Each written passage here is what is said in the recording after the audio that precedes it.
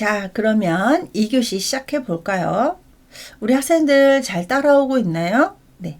하다가 조금 힘들면 잠깐 일시정지 시켜놓고 한번 적어보고 따라해보고 다시 또 재생해서 공부를 좀 하셨으면 좋겠어요. 자, 우리 폐순환. 네. 폐순환에서 폐정맥은 동맥혈을 갖고 있다라고 말씀드렸죠. 그래서 얘가 여기 심장이 이렇게 자리하고 있죠. 네. 자, 심장에서 그러면은 대정맥이 들어와서 네, 이렇게 폐동맥을 거쳐가지고 폐순환, 가스 교환이 이루어져요. 그래서 CO2에서 네.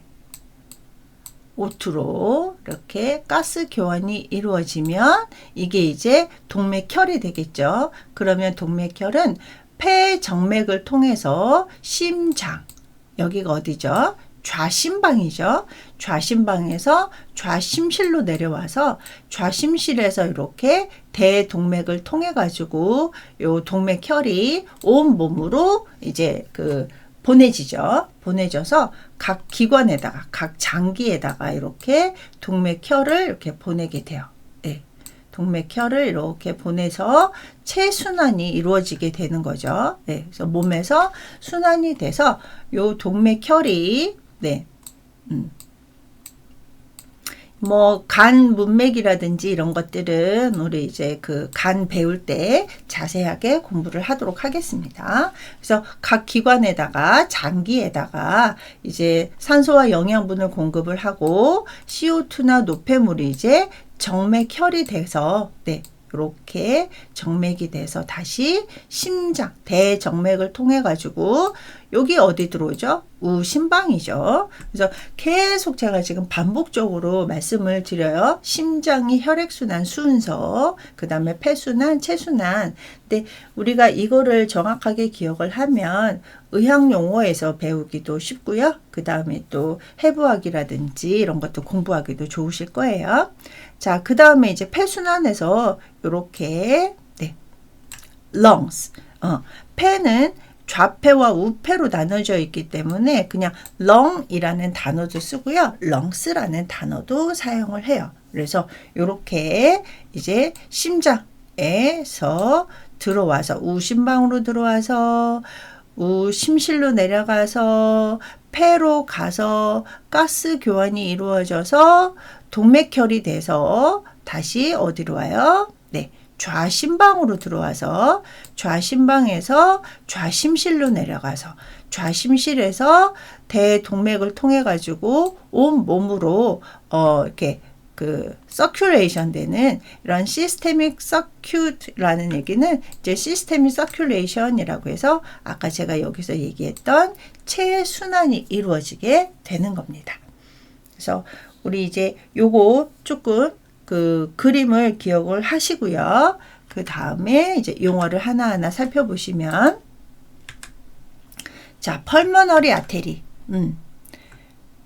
펄머너리 동맥 아테리라고 해서 펄머너리 아테리 폐동맥은 우심실에서 폐로 향하는 동맥이다. 그래서 우심실에서 폐로 가스 교환을 위해서 올라가죠.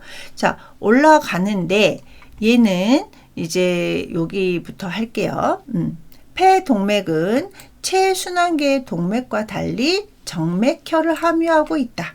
네, 정맥혈을 함유하고 있어서 폐에서 가스 교환을 거친 후에는 동맥혈이 되는데 이 동맥혈이 흐르는 정맥 이제 펄머너리 베인 같은 경우는 폐정맥이라고 해서 다시 좌심방으로 들어오게 되는 거죠. 자, 근데 이 폐동맥 같은 경우는요, 심장에서 나와서 폐가 이제 양쪽으로 나뉜다라고 했었잖아요. 좌폐, 우폐. 그래서 좌우 폐동맥으로 갈라진 후에 오른쪽으로 가는 동맥은 세 갈래로 나눠지고요. 왼쪽으로 좌폐로 가는 동맥은 두 갈래로 갈라지게 됩니다. 그래서 우폐로 갈 때는 세 갈래로, 좌폐로 갈 때는 두 갈래로 갈라져 가지고 폐로 들어가서는 이제 기관지와 같이 쭉 폐에 공기 주머니 있잖아요. 폐포, 네, 폐포까지 쭉 가서 폐 말단부에서 가스 교환이 이루어지게 되는 것을 쭉 정맥혈이지만 아테리라는 단어를 써서 펄머너리 아테리는 폐 동맥인데 이제 그 폐 끝까지 그래서 가스 교환이 이루어지는 끝까지 쭉 이루어져 있다라고 기억을 좀 해주시면 되겠습니다.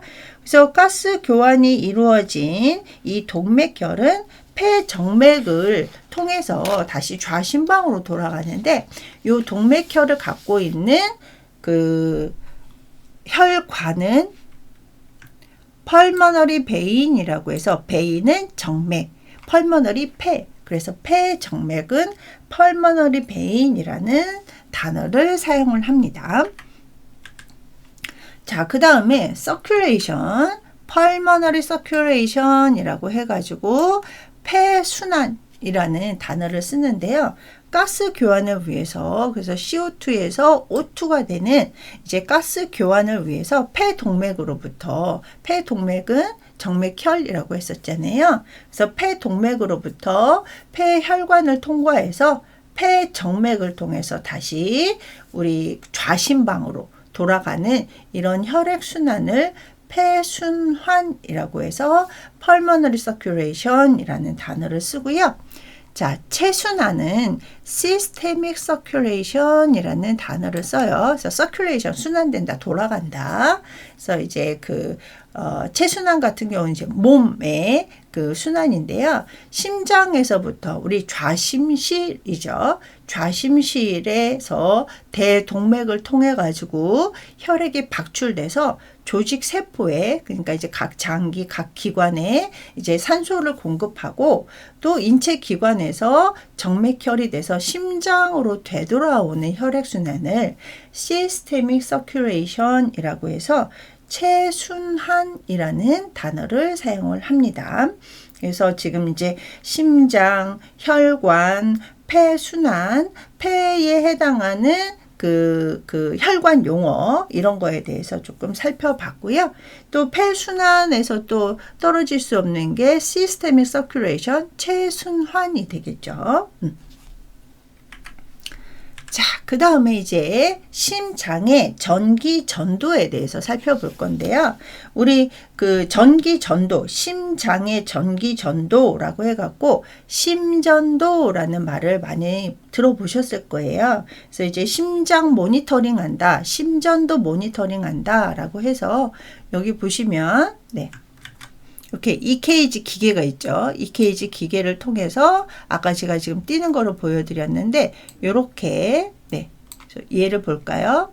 피파, 그래서 여기 피파가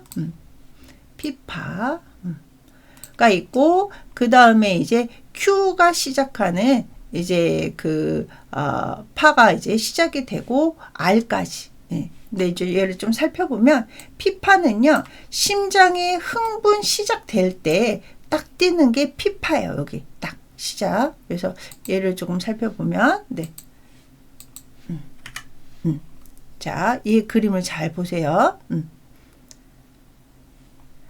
자, 여기서 심장이 자극이 되죠. 그걸 이제 동방결절이라고 하는데 동결절이라는 단어를 써요. 이렇게 해서 지금 심방이 가장 먼저 흥분이 되고 밑에 심실이 흥분이 되고 이완될 때 이렇게 이제 나오는 파를 이제 PQRS파라고 얘기를 하거든요. 그래서 이거 가지고 심장을 모니터링을 하게 돼요. 그래서 이제 앞에서 얘기했다시피 아까 여기 동결절에서 자극이 일어나서 심방이 움직였었어요. 요때 이제 맨 처음에 흥분되는 파를 피파, 그 다음에 QRS파, QRS파 이렇게 푹 뛰는 것을 심실이 흥분했을 때 나타나는 거고요. 네, 그 다음에 이제 T파 같은 경우는 이완될 때 나타나는 파입니다. 그래서 요 마디 이제 시그멘트라고 해갖고 분절이라고 해서 PR 시그멘트, ST 시그멘트 이런 것들도 이제 마디의 길이를 보게 되고 또 인터벌 간격도 봐요. 그래서 P에서 R까지의 인터벌, Q에서 T까지의 인터벌, 우리 뭐 이것까지는 뭐 정확하게 막 이렇게 뭐 이거의 간격은 어떻다, 이거의 마디 분절은 어떻다 이렇게까지는 좀 어렵다라고 하더라도 우리가 심전도를 봤을 때 이런 모양을 갖고 있는데 이게 정상적인 모양이에요. 네, 정상적인 모양일 때 여기는 동결절에서 자극이 돼서 심장이 흥분이 시작되고 얘는 심방이 흥분이 되고 얘는 심실이 흥분될 때, 그러니까 쫙 수축이 되겠죠. 그러다가 이완될 때 이렇게 T파가 나타난다. 자, 그러면 이 P파 가지고 심방이 흥분이 잘 됐구나. 그 다음에 QRS파를 보면서 심실이 흥분이 잘 됐구나. 요 T파를 보면서 심실이 이완이 잘 됐구나. 이런 것들을 확인할 수 있는데 뭐 그리고 또 이 전체 마디 이제 하나의 맥박이라고 생각을 하시면 되겠습니다. 그래서 요걸 이제 우리가 심장의 전기 전도라고 해서 심전도, 그래서 뭐 우리 EKG, 뭐 ECG라고 해서 일렉트로카디오그래피라는 단어를 써요. 그래서 얘는 조금 더 뒤에서 살펴볼 건데 이 심장의 전기 전도에 의해 가지고 이제 증상 용어 이런 것들이 조금 달라지기 때문에 제가 조금 더 자세하게 설명을 드렸어요. 아까도 말씀드렸죠? 요거 가지고 심장이 잘 흥분이 되는지 잘 이완이 됐는지 뭐 이런 것들을 또 확인할 수 있다. 자, 그러면 이제 이 심장의 그 전도에 따라 가지고 나타나는 이 용어를 조금 살펴볼 건데요. 우리 혈압, 블러드 프레셔라고 해가지고 BP, 네, BP. 우리 뭐 이렇게 그 병원에서 보면 BP가 어떻게 돼? 라는 얘기를 많이 쓰잖아요. 이제 BP 같은 경우는 혈관을 지나는 혈액이 혈관에다가 주는 압력을 이제 혈압이라고 하는데 앞에서 말씀드렸죠. 동맥압을 혈압이라고 한다. 그래서 압력을 잴 때는 정맥을 재는 게 아니라 동맥을. 왜? 동맥이 정맥보다 혈압이 높기 때문에 이 혈압의 의미는 동맥을 쟀을 때입니다. 자, 근데 이 BP, 블러드 프레셔라고 해가지고 그 시스톨릭 BP, 수축기 혈압과 다이아스톨릭 BP라고 해서 이완기 혈압을 재게 돼요. 그래서 우리 혈압이 어떻게 돼요? 그러면 120에 80입니다. 뭐 140에 90입니다. 라는 얘기를 많이 들어보셨을 거예요. 그래서 지금 현재 정상적인 혈압을 이제 120에 80 정도로 두고 있고요. 고혈압이라고 진단을 내릴 때는 수축기 혈압이 140, 이완기 혈압이 90, 그래서 140에 90 이상인 것을 고혈압이라는 단어를 사용을 하죠. 자, 그래서 이완기 혈압을 이제 확장기 혈압이라고 해서 다이아스톨릭 BP, 다이아스톨릭 블러드 프레셔라고 하는데 이 이완기 같은 경우는 여기 보시면 심방으로부터 이완된 심실에 혈액이 들어올 때, 그래서 우리 우심방에서 우심실로 이렇게 들어올 때, 뭐 좌심방에서 좌심실로 이렇게 들어올 때 요 심장 주기거든요. 근데 이때는 혈압이 최저가 되기 때문에 그래서 이제 이 최저 낮죠? 네, 가장 낮은 혈압을 재는 거예요. 그래서 이거를 이완기 혈압, 확장기 혈압. 자, 용어로는 다이아스톨릭이라는 단어를 사용을 하게 되고요. 수축기 혈압은 말 그대로 심장이 수축돼서 혈액이 대동맥과 폐동맥을 통해서 분출될 때, 이렇게 쭉 수축을 해서 분출될 때, 그러니까 수축을 하다 보니까 혈액이 혈관으로 쏟아지는 양이 많으니까 당연히 압력이 높겠죠. 그러다 보니까 수축기 혈압은 최대 혈압이 되는 거예요. 그래서 우리가 보통 뭐 최저 혈압, 최대 혈압 이렇게 되어 있는데 최대 혈압을 앞에다가 두게 되고요. 이완기 혈압을 뒤에다가 이렇게 돼서 그냥 BP 어떻게 돼? 그러면 뭐 90에 60입니다. 아니면 120에 80입니다. 이렇게 이제 우리가 의사소통이 가능해진다라는 얘기죠. 자, 그 다음에 이제 맥박을 펄스, 네, 펄스, 맥박. 그래서 심장 박동으로 아까 앞에서 제가 그 심장의 전기전도 보여드렸잖아요. 그래가지고 이제 그 QRS T파 네, 요 하나 요 하나 그래가지고 심장의 박동으로 심장에서 박출된 피가 얇은 피부에 분포되어 있는 동맥벽에 딱 닿아가지고 이 파동이 일어나는 것을 한번 이렇게 파동이 일어나는 것을 맥박 펄스라는 단어를 씁니다. 자, 그런데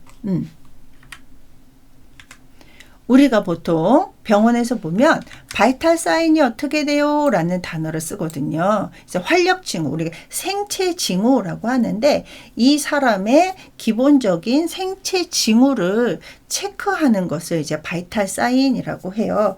그래서 모든 환자한테 공통적으로 맨 처음에 시작되는 신체 검진이 요 바이탈 사인인데요. 이 바이탈 사인은 이렇게 4가지를 체크를 해요.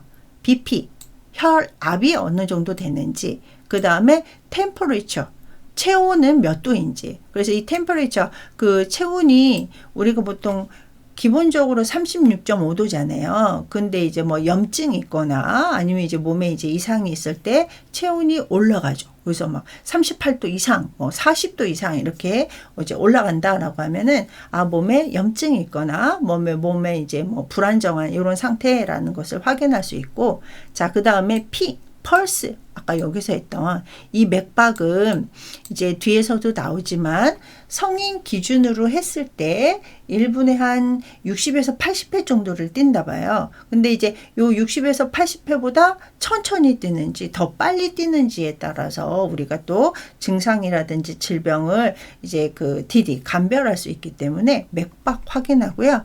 레스피레이토리 호흡을 재게 돼요. 그래서 뭐 과호흡인지 뭐 이런 것들을 또 확인을 하게 되는데, 이렇게 BP와 TPR, 우리가 이제 BP하고 따로 하고 이제 TPR이라는 단어를 쓰는데, 이제 이 TPR 같은 경우는 체온과 맥박과 호흡을 재는 것을 TPR, 그래서 요거를 합쳐서 바이탈 사인, 활력 징후라고 하는데, 우리가 보통은 요렇게 체크를 해 놓죠. 그래서 요거는 바이탈 사인이구나.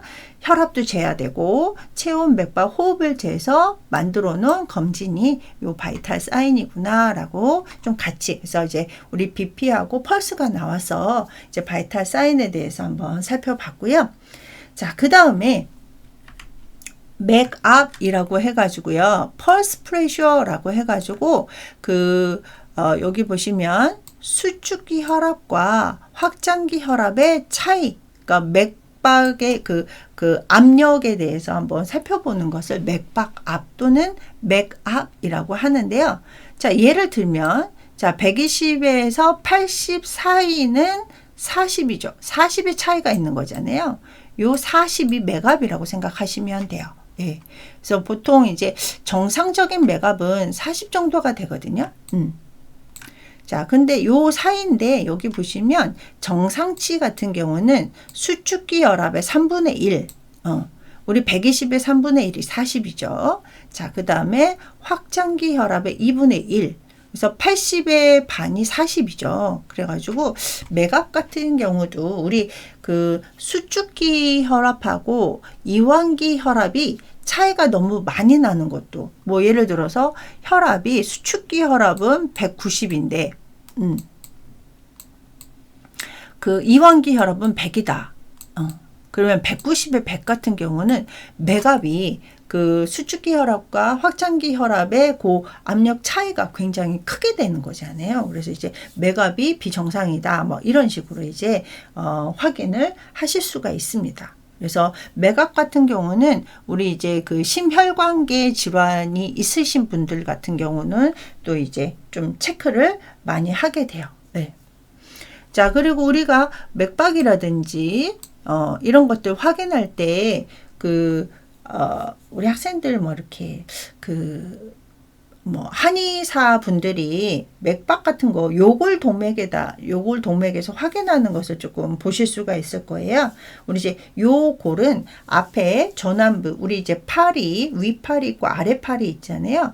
위팔을 상완 부위라고 하고요. 아래팔을 전완 부위라고 하는데, 전완 부위는 뼈가 두 개가 있죠. 예, 뼈가 두 개가 있는데 이 위쪽에 있는 뼈를 레디우스, 요골이라고 해요. 그래서 이 요골 쪽에 있는 동맥을 레디컬 아테리라고 해서 요골 동맥이라고 하는데, 이 요골 동맥에서 많이 확인을 하고요. 그 다음에 이제 캐로티드 아테리라고 해서 그 뇌 위로 올라가는, 머리 위로 올라가는 목에 있는 동맥을 이제 경동맥이라고 하는데, 이런 이제 캐로티드 아테리에서 이제 많이 이 맥박을 촉진을 하게 됩니다.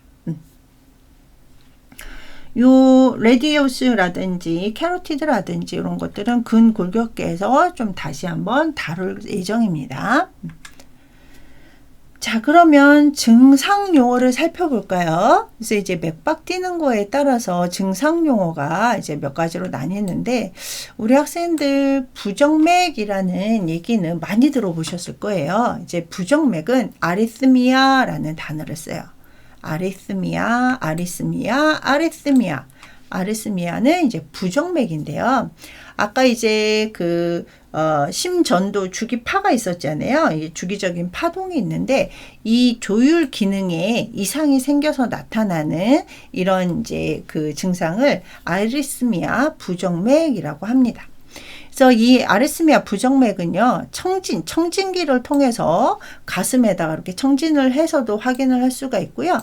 맥박 촉진, 그래서 제가 요골 동맥이나 경동맥에서 맥박을 촉진할 수 있다라고 했었잖아요. 그래서 이렇게 청진이나 맥박 촉진으로도 이렇게 부정맥을 찾을 수 있지만, 이제 가장 정확한 거는 심전도를 그래서 EKG 또는 ECG, 그래서 이제 EKG를 통해 가지고 우리 아까 주기적인 파동이 있었잖아요, 그죠? 이렇게 이렇게가 이렇게 정기적으로 이렇게 딱 주기적으로 해야 되는데, 얘가 정해지지 않다 보니까 뭐 이렇게 조율 기능이, 그러니까 이렇게 딱딱딱딱 맞춰져 있는 조율 기능 이상이 생겨서 어떤 때는 뚜 하고 안 뛰고, 어떤 때는 뚜뚜뚜뚜뚜 굉장히 빨리 뛰고, 이런 것들이 부정맥이잖아요. 이 부정맥 같은 경우는요, 동결절부터 그래가지고 앞에서 그 우심방 위쪽에서 탁 정기적인 자극했던 거 기억나시죠? 그 동결절부터 해가지고 심방이나 심실 등의 자극 전도, 그래서 이제 이렇게 자극이 지나가는 과정에서, 이 과정에서 문제가 발생했을 때 이 부정맥이 나타납니다. 부정맥 같은 경우는요, 이렇게 처음에 자극이 생성될 때 이상이 나타나는 경우가 있고요. 이제 자극이 전도, 움직이면서 나타나는 이런 두 가지 이상으로 나타나는데요. 우리 맨 처음에 이제 생성됐을 때 여기 보시면 동성부정맥이라고 해가지고 우리 뒤에서 배울 거예요. 빠른 맥박, 타키카디아, 너무 빨라. 아까 말씀드렸다시피 성인 기준으로 봤을 때 60에서 80회 정도가 이제 정상 맥박인데, 너무 빠르게 뛰는 것을 이제 타키카디아, 빠른 맥이라고 하고요. 블라디카디아, 너무 느려. 60회보다 훨씬 더 느리게 뛰는 것을 이제 느린 맥인데, 이거는 생성됐을 때 문제가 발생이 되는 거고요. 그 다음에 이제 동부전 증후군이라고 해서, 부전이라는 단어는 제 기능을 못하는 것을 이제 부전이라고 해요. 그래서 동부전 증후군, 그래서 이제 그 동결절이 제대로 기능을 못했을 때 나타나기도 하고요. 이제 기회수축이라고 해서 우리 조기수축이라는 말도 쓰거든요.